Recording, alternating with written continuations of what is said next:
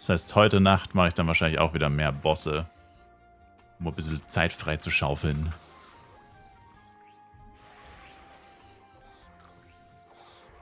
Es hat halt alles seine Vor- und Nachteile bei Flyf. Also eigentlich finde ich es grundsätzlich cool, dass die meisten Bosse so mit dem 0-Uhr-System arbeiten.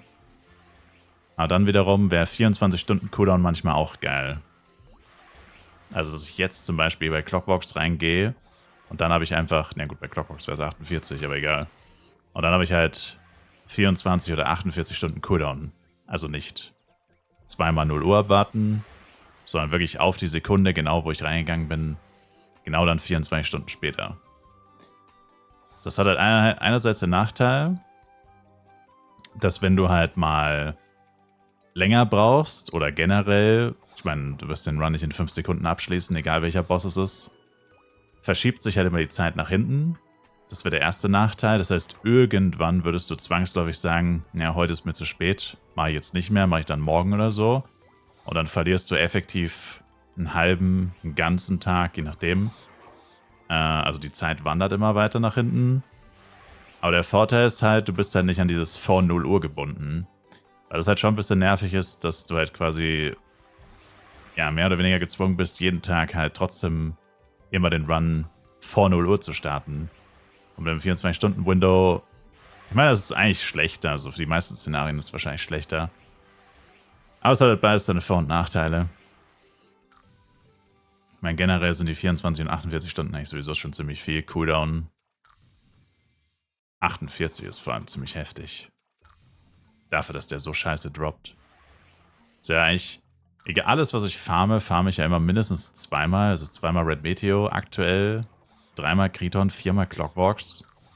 Jetzt stell ich mir vor, jemand hat wirklich nur 2 Chars und farmt alles nur einmal pro Tag oder einmal alle 2 Tage. Da droppst du doch niemals irgendwas. Also allein die Bosse, die ich jetzt in den letzten... Allein die Bosse, die ich dieses Jahr getötet habe, dafür bräuchte wahrscheinlich jemand, der nur 2 Chars hat, Minimum ein halbes Jahr oder noch länger, um die gleiche Anzahl an Bossen zu töten.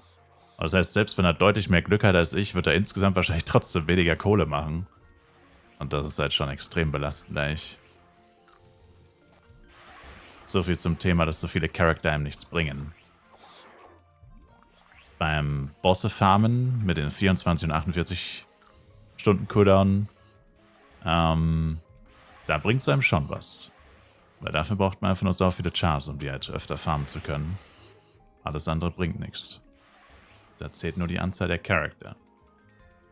Es gab Death Ray Man, aber bringen tut's mir momentan auch nichts. Irgendwann vielleicht mal wieder. Wobei es ist jetzt ein neuer Monat, ne? Jetzt ist der 1. März. Vielleicht war ja nur der Februar so kacke. Vielleicht ist der März jetzt besser. Vielleicht startet jetzt die Drop-Season für mich. Jeden Tag eine Herneswaffe.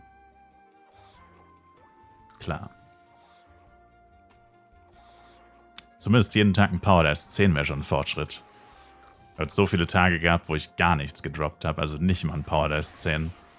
Und Power Dash 10 ist actually gar nicht so bad. Ich habe die früher immer so für 4 bis 5 Mio verkauft. Mittlerweile kann man sie für 7 verkaufen. Power Dash 12 sogar für noch mehr. Ist gar nicht mal so schlecht eigentlich.